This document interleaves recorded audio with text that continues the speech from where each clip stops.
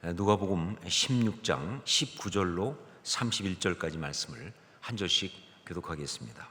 제가 먼저 19절 말씀 봉독합니다. 한 부자가 있어 자색 옷과 고운 베옷을 입고 날마다 호화롭게 즐기더라. 그런데 나사로라 이름하는 한 거지가 헌데투성이로 그의 대문 앞에 버려진 채 그 부자의 상에서 떨어지는 것으로 배불리려 하매 심지어 개들이 와서 그 헌데를 핥더라. 이에 그 거지가 죽어 천사들에게 받들려 아브라함의 품에 들어가고 부자도 죽어 장사되네. 그가 음부에서 고통 중에 눈을 들어 멀리 아브라함과 그의 품에 있는 나사로를 보고 불러 이르되 아버지 아브라함이여 나를 긍휼히 여기사 나사로를 보내어 그 손가락 끝에 물을 찍어 내 혀를 서늘하게 하소서. 내가 이 불꽃 가운데서 괴로워하나이다. 아브라함이 이르되 예 너는 살았을 때에 좋은 것을 받았고 나사로는 고난을 받았으니 이것을 기억하라. 이제 그는 여기서 우려를 받고 너는 괴로움을 받느니라. 그뿐 아니라 너희와 우리 사이에 큰 구렁텅이가 놓여 있어 여기서 너희에게 건너가고자 하되 갈 수 없고 거기서 우리에게 건너올 수도 없게 하였느니라. 이르되 그러면 아버지여 구하노니 나사로를 내 아버지의 집에 보내소서. 내 형제 다섯이 있으니 그들에게 증언하여 그들로 이 고통받는 곳에 오지 않게 하소서. 아브라함이 이르되 그들에게 모세와 선지자들이 있으니 그들에게 들을지니라. 그렇지 아니하니이다. 아버지 아브라함이여 만일 죽은 자에게서 그들에게 하는 자가 있으면 회개하리이다. 함께 읽습니다. 이르되 모세와 선지자들에게 듣지 아니하면 비록 죽은 자 가운데서 살아난 자가 있을지라도 고난을 받지 아니하리라 하였다 하시니라. 아멘. 예수님께서는 아주 중요한 사실을 말씀하실 때마다 어김없이 비유를 사용하셨습니다. 그러니까 이 비유는 이렇게 말할 수가 있어요. 예수님의 영적 메시지의 보고다. 예수님의 영적 메시지의 보물창고 같은 것이 바로 비유다. 자, 그런데 굉장히 많은 비유가 성경에 나오죠. 그 중에서 정말 재미있으면서도 또 아주 심오한 그런 것 중에 하나가 어떤 것이 있느냐, 바로 우리가 지금 함께 읽은 부자와 나사로 비유라는 것입니다. 부자와 나사로 비유.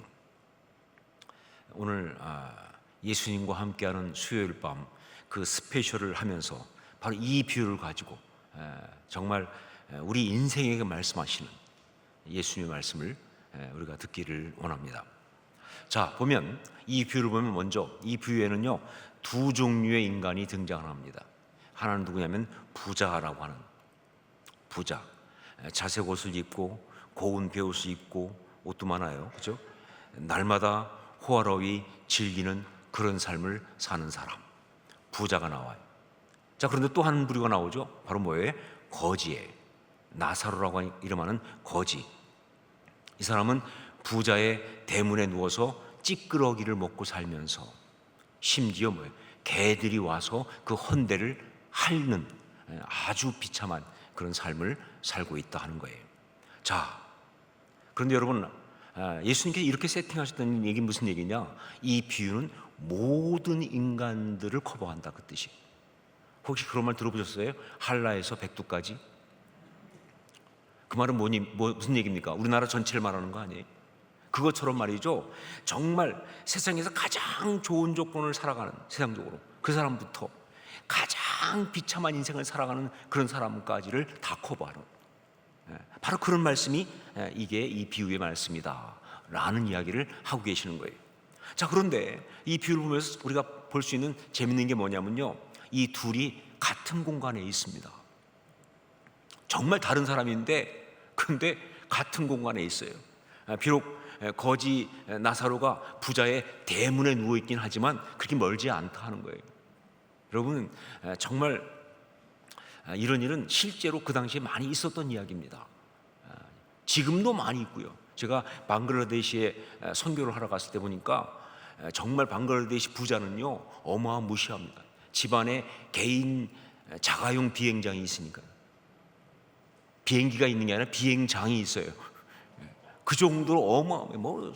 그런데 그런 부자들 있는 그곳 옆에 가보면 어김없이 정말 가난한 사람들이 그 벽에 기대서 누워 있어요.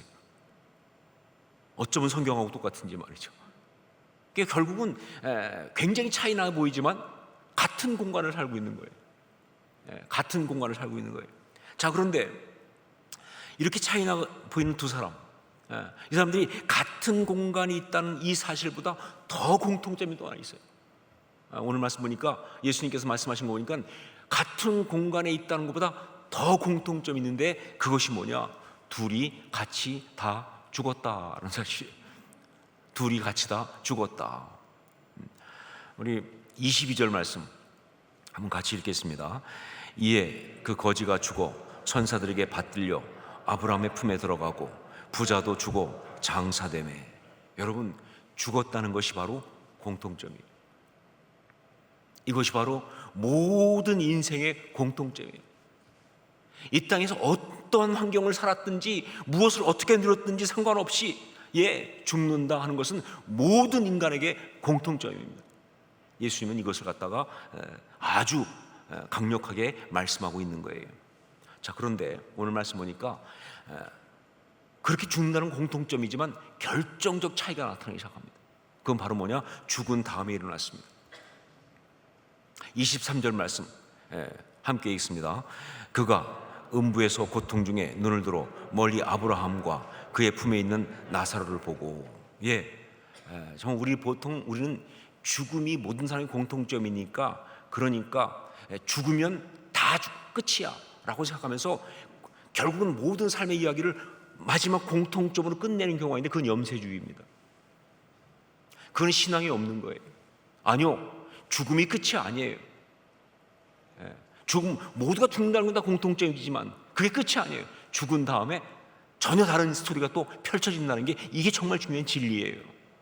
보니까 나사로는 아브라함의 품, 즉 천국에 들어가고, 부자는 음부의 고통 속에 빠져 있어요. 자, 그런데 바로 이 부분부터가 중요합니다. 여기서 이 부분에 잘못하면요, 그동안 수없이 많은 사람들이 이 비유를 잘못 해석했던 그 잘못에 빠질 수 있는 그러한 질문이 슬며시 올라올 수밖에 없어요. 이 부분이 중요한데, 이 부분에서 그동안 이 비유를 정말 잘못 해석했던 그 모든 사람들이 빠졌던 그 잘못에 빠질 수 있는 그런 질문이 하나 올라올 수가 있는데, 그게 바로 뭐냐? 구원론적인 질문입니다. 구원론적인 접근. 뭐냐? 왜 부자는 지옥에 갔을까?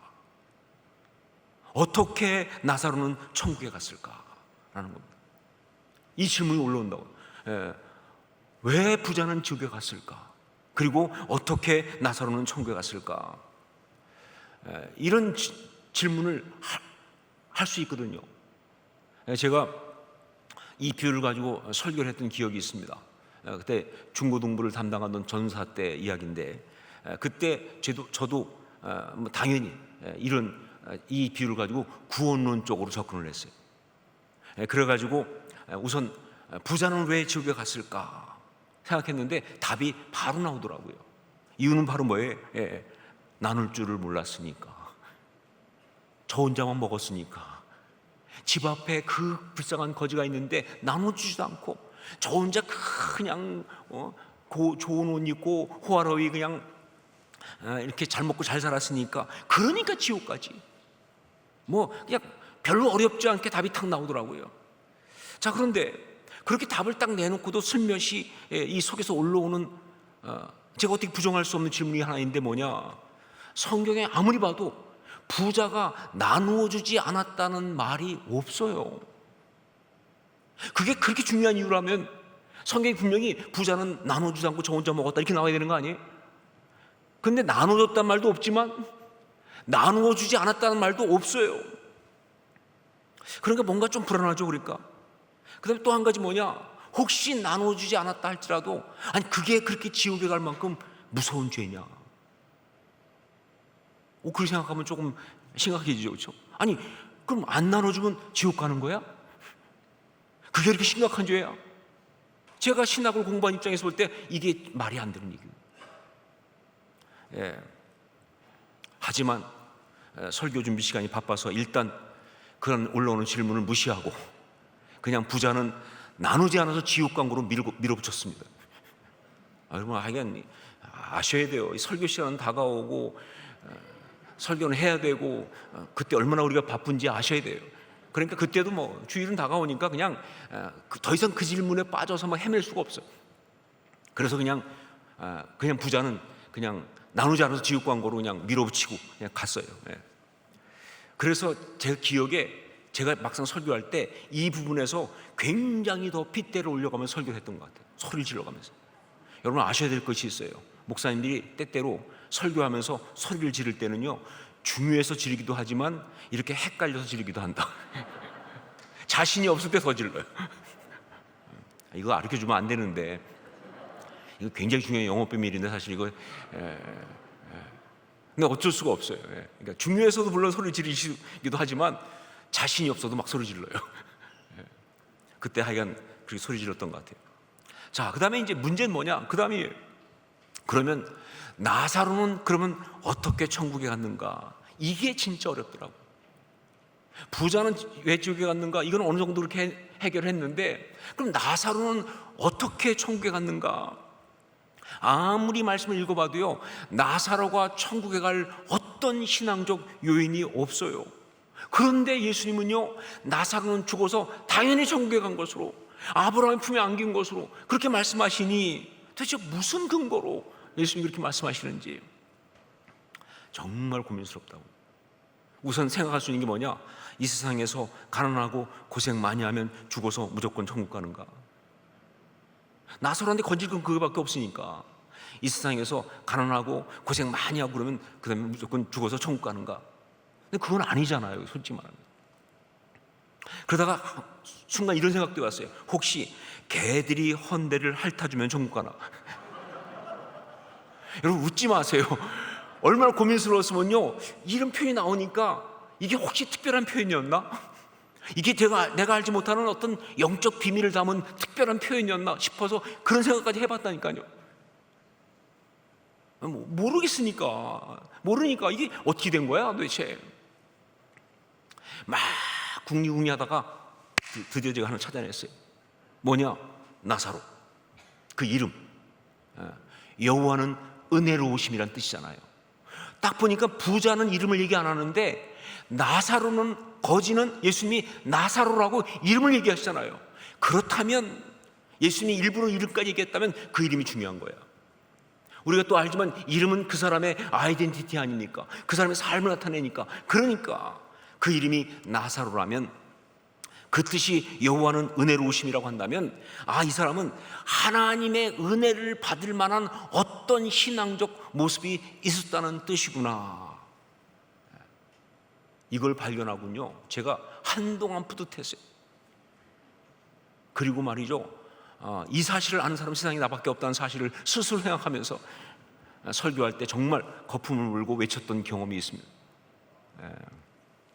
자, 그런데 그렇게 소리를 지르는 순간에도 사실은 이건 아니다. 뭔가 억지라는 생각을 지울 수가 없는 거예요. 아니, 정말 그 이름이 어떤 단서가 돼서 나사로가 하나님께 은혜를 받은 자이기 때문에 그래서 그런 신앙이 아니라 천국에 갔다고 하더라도 이게 이 비유를 해석하고 여기에 담긴 메시지를 끊어내는 열쇠가 되지는 못한다는 거예요. 그럼 이 비유의 어떤 그런 그 메시지는 여호와께 은혜 받은 자가 되자예요?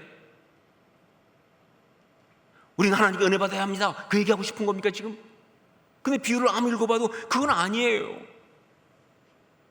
그러니까 그게 도대체 뭘 어떻게 하라는 얘기냐, 이게 뭔가 아니라는 생각을 지울 수가 없어요.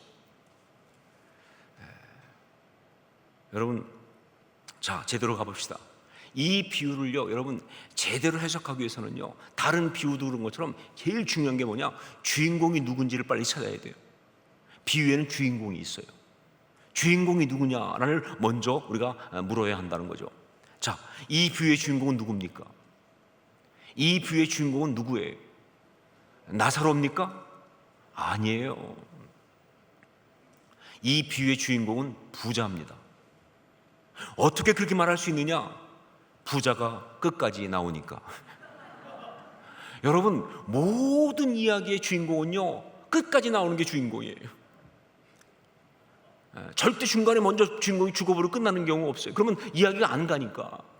그리고 여러분, 혹시 영화 보고 뭐 드라마 보다가 중간에 주인공이 막 죽을 것 같으죠? 막 그때 우리 스트레스 받잖아요. 스트레스 받을 필요 없어요. 안 죽어요, 미안하지만. 죽었다도 다시 살아나. 왜? 영화가 아직 끝이 안 났으니까. 끝까지 가는 게 주인공이에요. 그 스토리의 끝까지 가는 게. 자, 그런데 여러분, 이 비유에 보면요, 누가 끝까지 갑니까? 부자가 끝까지 가잖아요. 부자가. 그러니까 이 비유의 주인공은 부자예요. 그런데 이 부자가 이 비유의 주인공이 돼 뭐예요? 악역입니다. 좋은 본복이 아니라 실패한 본복이에요. 우리가 절대로 그렇게 되어서는 안 되는 그런 사람의 모습으로 나오고 있는 거예요. 그게 바로 그가 그런 이야기를 통해서, 그의 실패 이야기를 통해서 우리한테 메시지를 주고 있는 거예요. 이게 이 비유의 메시지예요. 자, 그럼 그 메시지가 뭡니까? 그가 실패한 것은 무엇인가? 그의 실패의 모습을 너무나 잘 보여주는 것을 그 뒤에 27절, 28절에 나와 있어요. 예수님께서 그렇게 이야기를 전개하셨어요. 27절, 28절 같이 읽겠습니다. 이르되 그러면 아버지여 구하노니 나사로를 내 아버지의 집에 보내소서. 내 형제 다섯이 있으니 그들에게 증언하게 하여 그들로 이 고통받는 곳에 오지 않게 하소서. 예, 그의 형제들은요, 바로 그가 살았을 때의 그의 모습입니다. 여기 형제들은요, 바로 그 부자가 이 세상을 살아갔던 딱 그 모습이에요. 그가 그렇게 살았던 거예요. 자, 그런데 그 형제들의 문제가 뭡니까? 이렇게 고통스러운 지옥이 있다는 것을 모른다는 거예요. 그리고 형제들은 이런 곳에 오지 않기 위해서 어떤 노력도 하지 않고 있다는 거예요. 마치 그냥 거기에 삶이 다인 것처럼 그냥 그렇게 살고 있다는 거예요. 그러니까 부탁하는 게 뭐냐? 나사로를 보내서 그들에게 알려주라고, 그리고 이곳에 오지 않도록 준비 좀 하라고, 그렇게 이야기 좀 해주세요라고 지금 부자가 부탁하고 있는 거예요. 여러분, 이게 부자의 문제입니다. 이게 이 메시지예요. 결국은요, 이 부자의 잘못은요, 이 부자의 실패한 이야기의 내용은 바로 뭐냐? 이 세상을 살면서 정말 잘 풍요롭게 넉넉하게 그렇게 살았지만 그는 죽음 이후에 대하여 전혀 준비를 하지 않았다는 거예요. 이게 문제인 거예요. 이 세상을 살면서 세상적으로는 잘 살았어요. 그러나 죽음 이후에 대해서는 전혀 준비를 하지 않았다는 것, 이게 바로 이 부자의 실패의 이야기고 메시지예요. 여러분, 이 메시지가 바로 이런 이야기라는 것을 확실하게 알 수 있는 것은요, 놀랍게도 예수님께서 누가복음 16장에 이 비유, 부자와 나사로 비유를 말씀하시기 전에 그 앞에 또 하나의 비유를 말씀하셨는데, 그 비유가 바로 불의한 청지기 비유라는 비유입니다. 그런데 이 불의한 청지기 비유는요, 정말 헷갈리는 비유예요. 예수님의 비유 중에서 진짜 언뜻 봤을 때는 이게 무슨 소리야? 이게 말이 돼? 라고 할 수 있는 아주 헷갈리는 비유가 바로 불의한 청지기 비유입니다. 내용을 볼까요? 어떤 부자에게 청지기가 있는데, 청지기 아시죠? 그 하인, 스튜어드 아닙니까? 그렇죠? 그 맡은 사람이죠. 그런데 그가 주인의 소유를 낭비한다는 말이 주인한테 들렸어요. 이건 뭐 문제가, 그 불의한 청지기에 그랬어요. 주인의 소유를 낭비한다. 그래서 주인이 그를 불러가지고 해고 통보를 합니다. 너 언제까지 일하고 그만둬? 이렇게. 자, 이때 이 청지기가 그 말을 듣고 굉장한 고민에 빠져요. 이 청지기한테는 정말 삶의 위기가 온 거예요. 그래서 그가 혼자 이야기하는데, 그 얘기가 예수님께서 쓰신 비유의 표현이지만 성경에 나오는 가장 실존적 고백이 나옵니다. 뭐냐? 주인이 내 직분을 빼앗았으니 내가 무엇을 할까? 땅을 파자니 힘이 없고 비로 먹자니 부끄럽구나. 정말 너무 시적이지 않아요? 땅을 파자니 힘이 없고 비로 먹자니 부끄럽구나. 그러면서 고민하다가 그때 그가 나름 생각해낸 게 뭐냐? 하지만 아직 잘린 건 아니다. 주인이 해고를 통보했지만 아직은 내가 청지기로 그냥 있잖아요. 그러니까 자기에게 남아있는 이 기간, 아직은 남아있는 기간을 이용해가지고 그 잘린 다음을 대비하자, 이렇게 된 거예요. 그래가지고 어떤 짓을 했느냐, 이 인간이 말이죠, 주인한테 빚진 자들을 불렀어요. 물어봅니다. 너 얼마 빚졌어? 그러니까 이 사람이 기름 100마리를 빚졌다. 그래, 그러면 증서 갖고 와. 50이라고 써. 그냥 50만 갚으면 돼. 그러면 이 사람이 얼마나 고맙겠습니까? 아니 100을 갚아야 되는데 100마리를 갚아야 되는데 갑자기 50이라고 쓰라고 해주니까. 근데 이 사람 해줄 수 있죠. 왜냐면 청직이니까. 그 다음에 또 백석 빌린 사람한테는 80이라고 써. 80이라고. 그래서 막 50 깎아주고 80이라고 깎아주고 막 이렇게 하니까 이 사람들이 다 뭐예요? 너무 고마워가지고 청지기의 해고 이후, 즉 은퇴 이후를 도와주는 그런 관계를 만들어 놨다 그 말입니다. 여러분, 이 사실을 주인이 알았을 때 어떻게 해야 됩니까? 우리가 하는 상식으로 말하면 이 사실을 주인이 알았을 때 뭐예요? 이건 진짜 막 대노해야죠. 이건 진짜 뚜껑이 완전히 열려야죠. 그렇잖아요. 아니 그렇게 잘못해가지고 해고를 한다고 통보했더니 그 기간을 이용해가지고 이렇게 일을 나쁘게 처리해, 이렇게 일을 만들어, 이놈 나쁜 놈 막 이렇게 돼야 되는데, 놀랍게도 성경을 보시면 알겠지만 예수님은 그런 식으로 비유를 전개하지 않습니다. 오히려 주인이 이 옳지 않은 청지기가 일을 지혜롭게 했다고 칭찬을 했다는 거예요. 너무 화가 나서 미쳤나? 아니 이 불의한 청지기가 일을 지혜롭게 했다고 칭찬을 하다니, 이 비유의 헷갈림의 절정이에요 이게. 자, 그런데 더구나 예수님은 마지막에, 보통 비유에다가 마지막에 예수님이 메시지를 딱 주면서 요약을 하시거든요. 뭐라고까지 말씀하셨느냐? 내가 너에게 말하노니 불의의 재물로 친구를 사귀라. 그리하면 그 재물이 없어질 때에 그들이 너희를 영주할 처소로 영접하리라. 이렇게. 무슨 말씀이십니까? 이 비유는 어떻게 된 겁니까? 이 비유는 극단적 케이스입니다. 예수님께서 극단적인 예를 가지고 말씀하신 거예요. 그렇기 때문에 예수님이 이 비유는요, 정말 말이 안 되는 것 같은 거 뭐냐, 너무 중요한 메시지 하나를 극단적 예를 들어가면서 말씀하시기 때문에 말이 안 되는 것처럼 보이는 거예요. 근데 극단적 예를 들면서 말씀하시는 그 중요한 메시지가 바로 뭐냐, 지금 다음을 준비하는 자가 지혜롭다. 그 얘기 하시려고 합니다. 지금 다음을 준비한 자가 지혜롭다. 맞아요, 이 불의한 청지기 나쁜 놈이에요. 하지만 그래도 그가 딴 얘기 하지 말고 그냥 지금 다음을 준비했다는 그 사실만큼은 지혜로운 거 아니냐라고 말씀하시는, 어떻게 보면 말이 안 되는 것 같이 될지 모르지만 그러나 예수님의 메시지는 클리어합니다. 지금 다음을 준비한 사람은 지혜롭다. 바로 그런 맥락에서 나온 또 하나의 비유가 부자와 나사로 비유예요.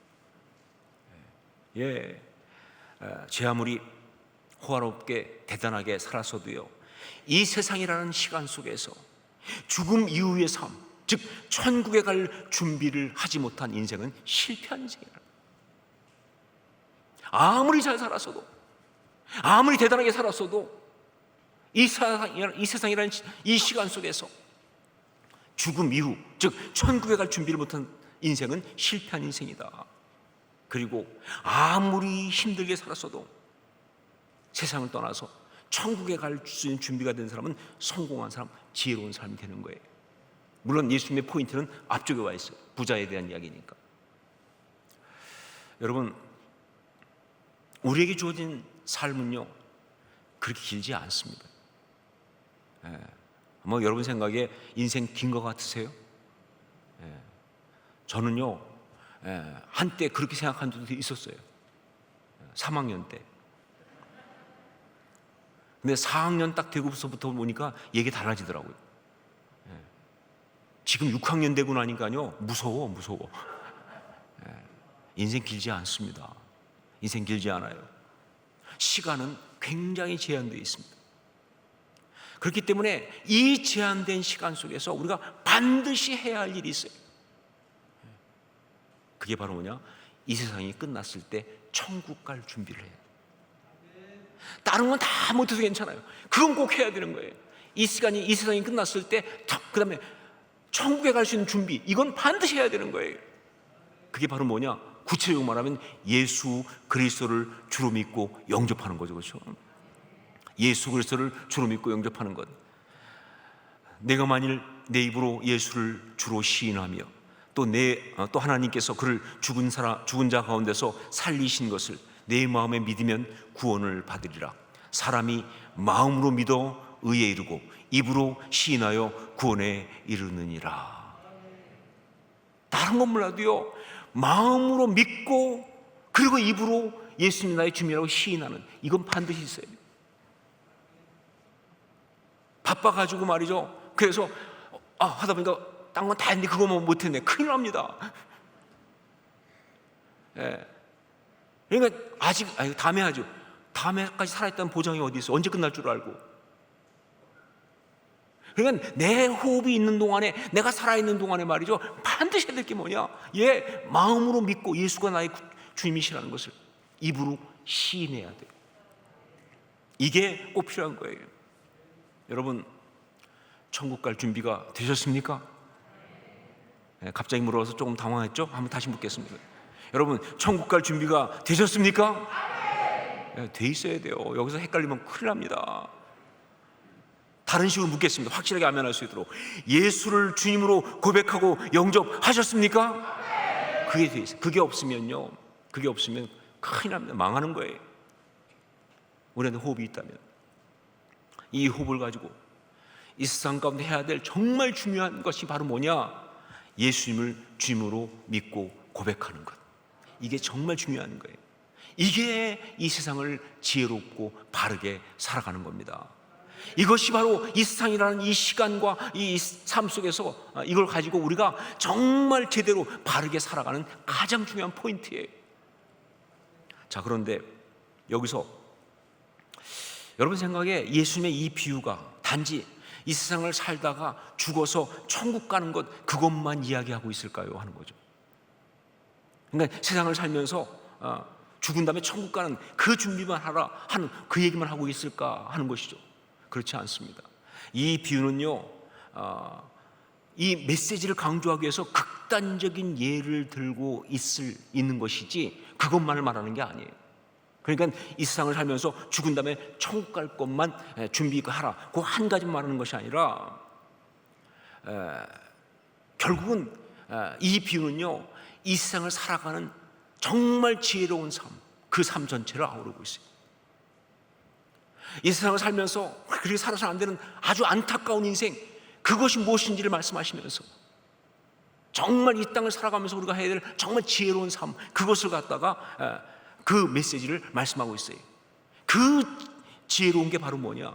그 이 세상을 살아가면서 우리가 제대로 살 수 있는 정말 지혜로운 그 삶이 바로 뭐냐? 그게 바로 올바른 투자라는 겁니다. 올바른 투자.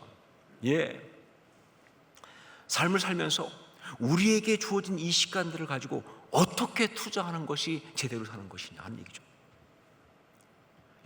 인생을 제대로 산다는 것은요, 우리한테 준 이 시간을 가지고 올바른 투자를 해야 되는 거예요.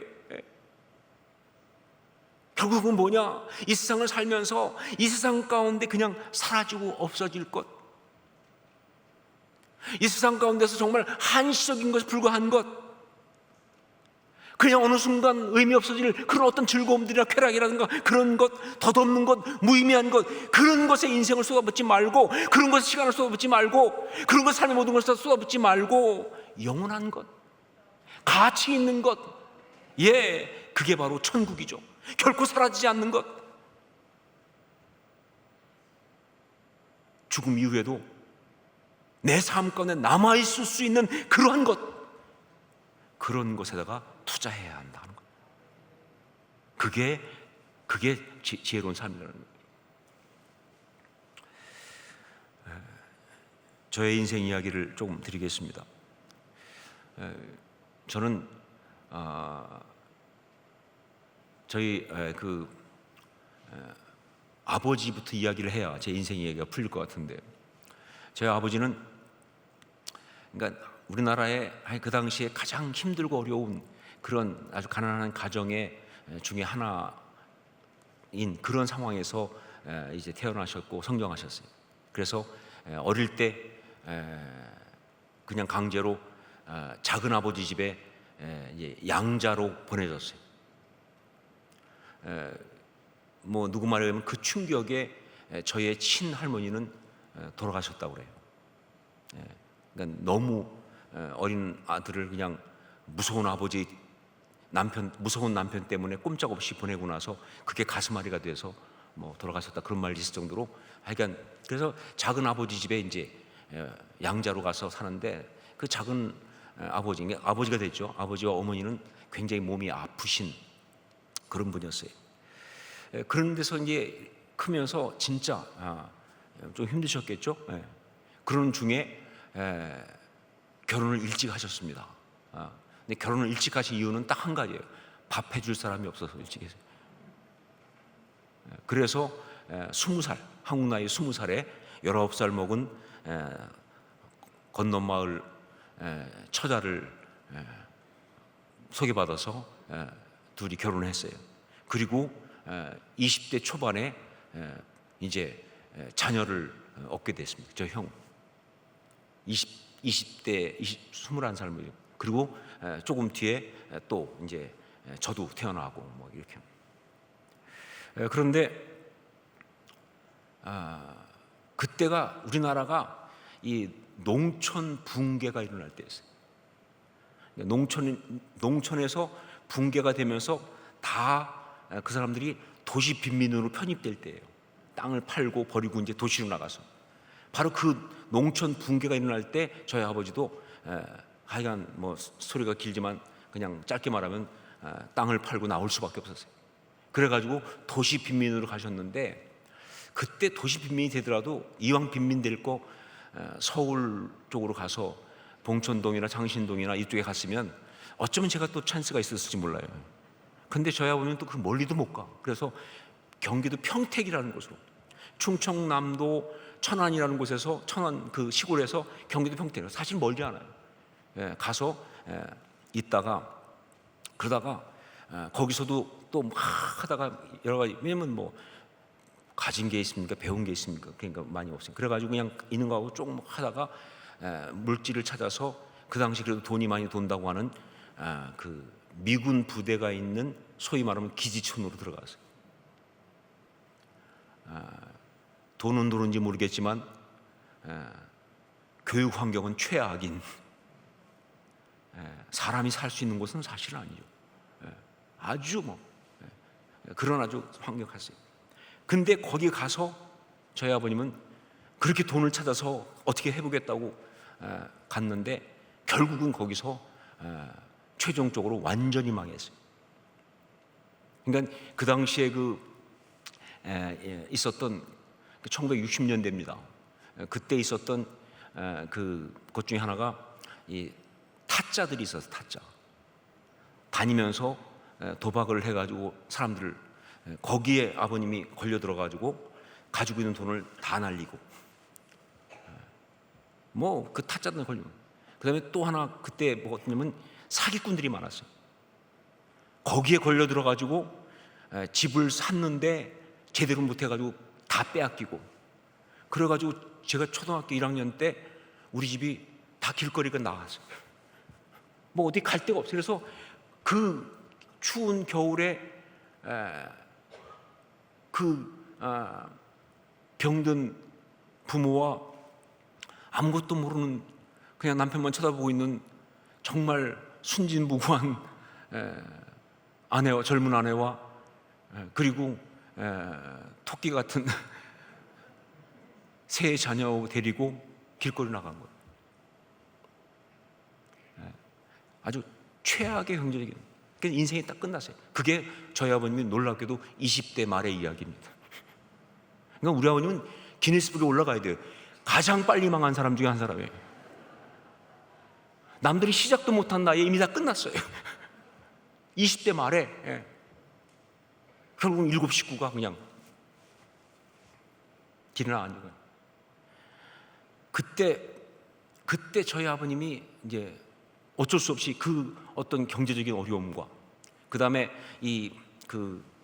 사회적인 어떤 힘없는, 그때 뭐 집 빼앗기면서 엄청 당했거든요. 이 사회적으로 그 어떤 힘 있는 자들한테 뭐 너무 당했으니까 막 그런 것과 이런 것 때문에, 그래서 저희 아버님이 그때 그 어려움 속에 들어가면서 그때 소망으로 붙잡았던 게 뭐냐면 아들들이었어요. 잡아서는 안 되는 소망을 잡은 거예요. 왜냐하면 그때 초등학교 3학년, 초등학교 1학년인 형과 제가 공부를 곧잘 했거든요. 근데 솔직히 시골에서 공부 못하는 사람 누가 있겠어요, 그렇죠? 근데 아버님은 그렇다, 나한테 남은 것은 이 아이들밖에 없다, 이래가지고 저희 형에게 소망을 걸고, 그리고 저는 그냥 사이드로 그냥 같이 덤으로 같이. 그런데 그건 진짜 안타까운 이야기죠. 그렇잖아요. 부모의 어떤 그런 이 삶의 어떤 기대를 자녀가 질문한다는 건 말이 안 되는 거죠. 자녀가 어떻게 그 인생을 살겠습니까? 사실 저희 형은 그것 때문에 고등학교 갈 때부터 해가지고 대학 갈 때까지 굉장한 부담 속에 형은 실패했어요. 그래서 저희 형은 정말 아버지가 그때 막 엄청 힘들었어요. 형이 무너질 때. 근데 지금 이해가 돼요. 그 감당 못하죠. 근데 형이 딱 실패하니까 그때부터 아버지는 그동안 안 쳐다봤던 저를 쳐다보기 시작해요. 1번은 실패했지만 2번이 있다. 그래가지고 저한테 이제 아버지가 이제 기대를 이제 가지고 있는데, 그때 저는 고등학교 3학년 때 친구의 하숙방에서 성령 체험을 했어요. 뭐 그전에도 스토리가 있지만, 그러면서 그때 내가 신학을 하고 주의 종이 되겠다라고 하는 소명을 받았어요. 그런데 그러다가 이제 그래서 사실은 그때 신학교 가려고 하다가 근데 제가 그때는 고등학교 이과 문과가 있었는데 제가 이과였기 때문에 그래서 신학교를 못 가고 그냥 이과로 일단 갔습니다. 또 여러 가지 상황들 때문에, 또 뭐 아버지 때문에도 그렇기도 하고. 근데 하여간 뭐 공부를 안 해서 그랬겠지만 떨어졌어요, 대학을. 저는 몸이 아파 떨어졌다고 우기지만 남들은 다 공부 안 해서 떨어진 거죠, 그렇죠? 그래서 대학을 떨어지고 나는데, 그 대학을 떨어졌을 때 엄청 충격이었어요, 저한테는. 제가 살면서 처음 경험한 가장 큰 버림받음이었습니다. 좌절. 근데 그때 막 고통하고 있는데, 그때 저희 형은 이제 이미 재수를 한번 하고 대학을 가 있었는데, 형이 이 김천인가에 있는 용문산이라는 그 산인데 거기에 등산을 갔다가 친구들하고, 제가 대학에 떨어졌단 말을 듣고는 급히 올라와 가지고 빈 방에 막 이러고 있는 그런 제 방문을 확 열었어요. 지금 생각나는데 깜깜한 방에 문이 확 열리니까 실루엣이 딱 보이잖아요. 밖에 환하고. 형이 딱 서가지고 아주 대단한 소리로 말씀하시더라고요. 나는 네가 돈 벌겠다고 공대에 가는 거 그거 하나님 뜻 아니라고 생각한다. 너는 신학을 가서 주의 종이 돼야지. 그런데 저는 그게 주님의 음성으로 확인을 받은 거예요. 근데 놀라운 사실은 형은 그 사실을 기억을 못해요. 지금까지도. 그러니까 지금도 저는 그게 상상이었는지 실제였는지 헷갈리기도 해요. 장면을 떨어지게 기억을 하는데, 그런데 형은 전혀 기억을 못해요. 자기는 언제 그런 얘기 했는지. 하여간 하나님이 하신 것 같아요. 그래서 제가 이제 후기도 안 가고 그냥 바로 재수를 시작했어요. 신학교로 가기 위해서. 그런데 그리고 이제 신학교 재수하고 나서 저를 멘토링했던 전사님의 조언에 따라서 제가 다른 데도 생각하지 않고 그냥 철학과, 연세대학교 철학과를 간다. 그래서 가게 된 거예요. 자, 그런데 그 과정에서, 그러니까 사실 철학과를 간 것은 신학교를 가기 위해서 간 거예요. 그런데 그 과정에서 가장 문제가 되는 게 아버지였어요. 사실 그 철학과를 가면서 그때 결정할 때 슬쩍 어머니를 통해서 아버지한테 한번 흘려봤어요. 내가 이렇게 목회자가 되기 위해서, 목사가 되기 위해서 신학교를 가면 어떤지. 근데 저희 아버지 반응은요, 완전히 나 그러면 나가서 죽는다. 이게 보통 실망하는 게 아니라 나 그럼 집 나가고 죽는다. 근데 그게 좀 심각할 정도였어요. 그러니까 어머니도 놀래가지고 더 이상 말을 못하는 거예요. 그래서 저도 그 얘기를 듣는 순간 정말 그게 이게 그냥 넘어갈 수 있는 문제가 아닌 걸 알았어요. 그래서 말을 못했어요. 사실 저희 아버님이 조금만 당당했으면 제가 얘기했을 거예요.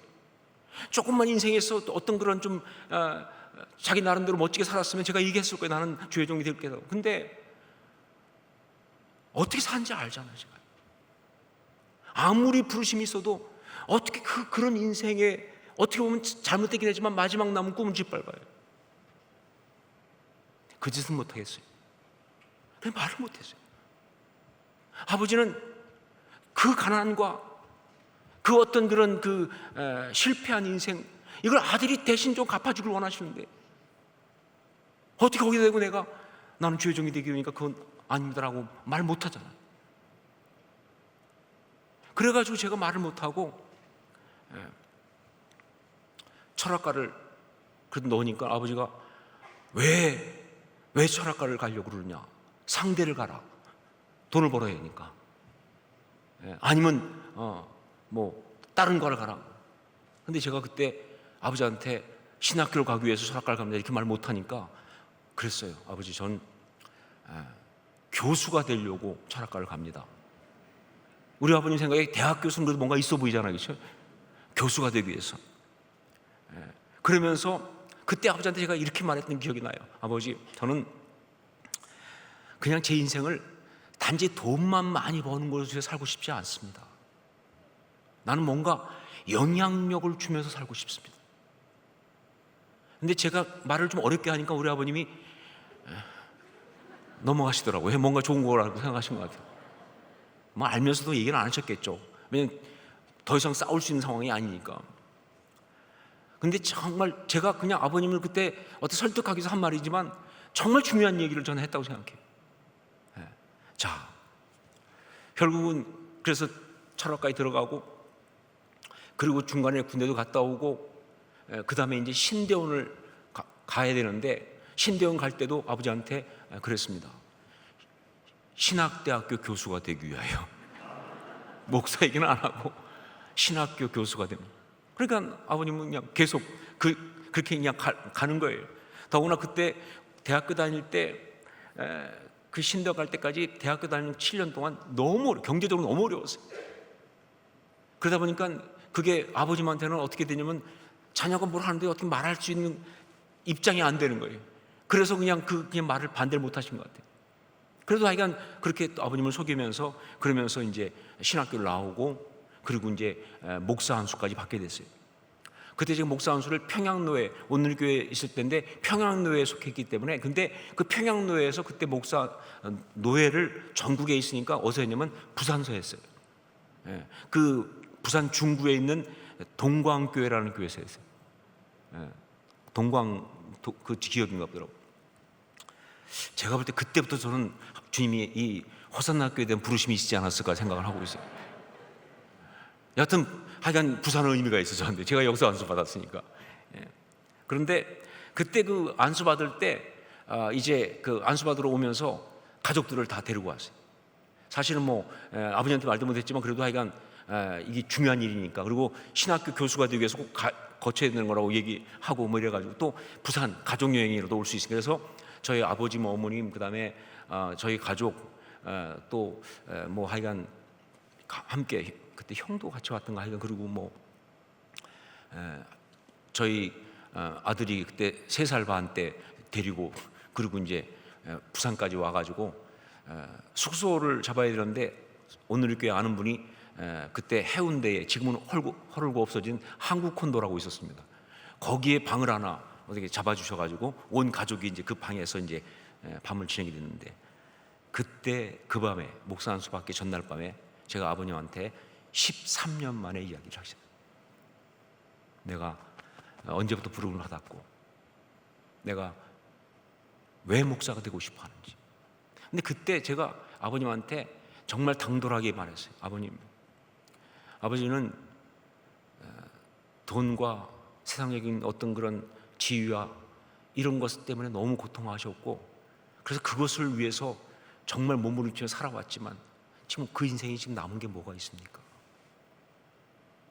나는 그렇게 살고 싶지 않습니다. 나는 저의 삶을 그런 것을 위해서, 결국은 사라질 것, 결국은 없어질 것, 사실 아무것도 아닌 것, 거기다 대고 그것만을 위해 살고 싶지 않습니다. 저는 그래서 하나님의 부름을 받았고 목사가 되기를 결정했고, 그래서 그것을 위해서 지금까지 이렇게 왔습니다. 근데 아버님한테 말씀 못 드렸습니다. 죄송합니다. 근데 지금 이제 말씀을 드립니다. 13년 만에 이야기를 하는데 아버님 가만히 계시더라고요. 그러면서 나중에 딱 한마디를 하시더라고요. 아, 네가 그래서 철학과를 갔구나. 마치 그때 하신 것처럼. 사실은 알고 계셨겠죠.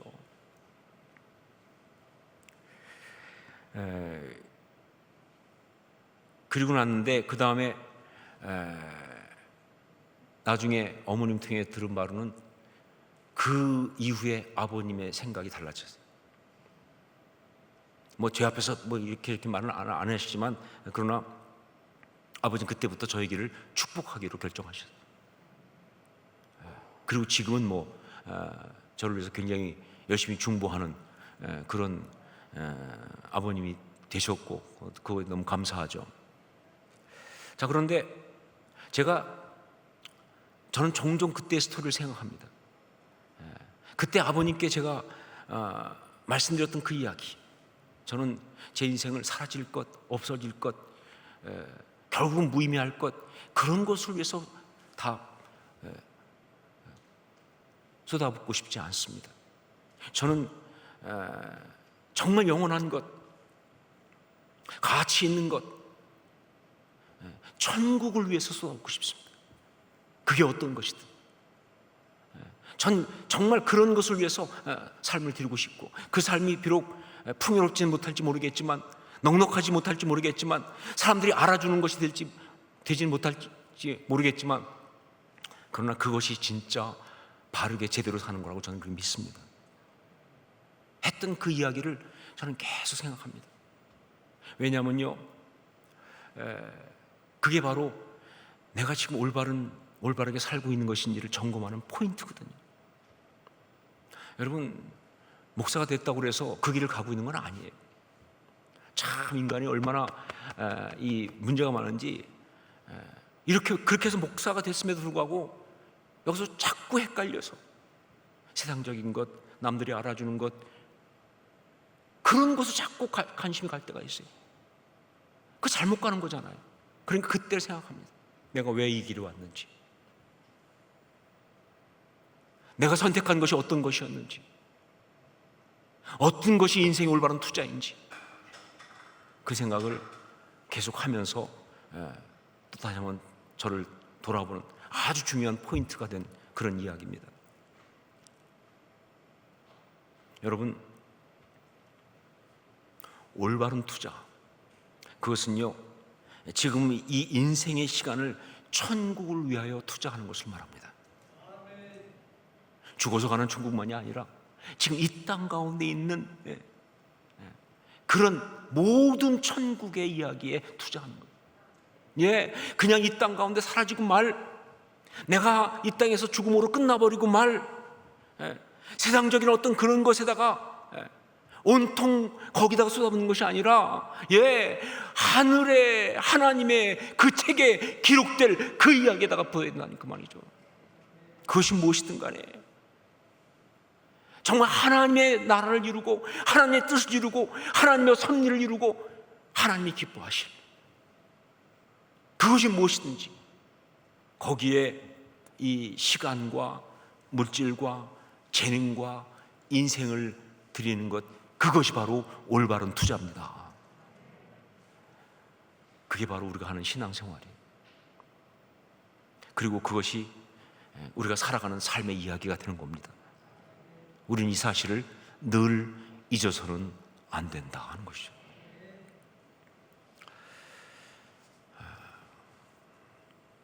이런 기도 제목 가지고 기도했으면 좋겠습니다.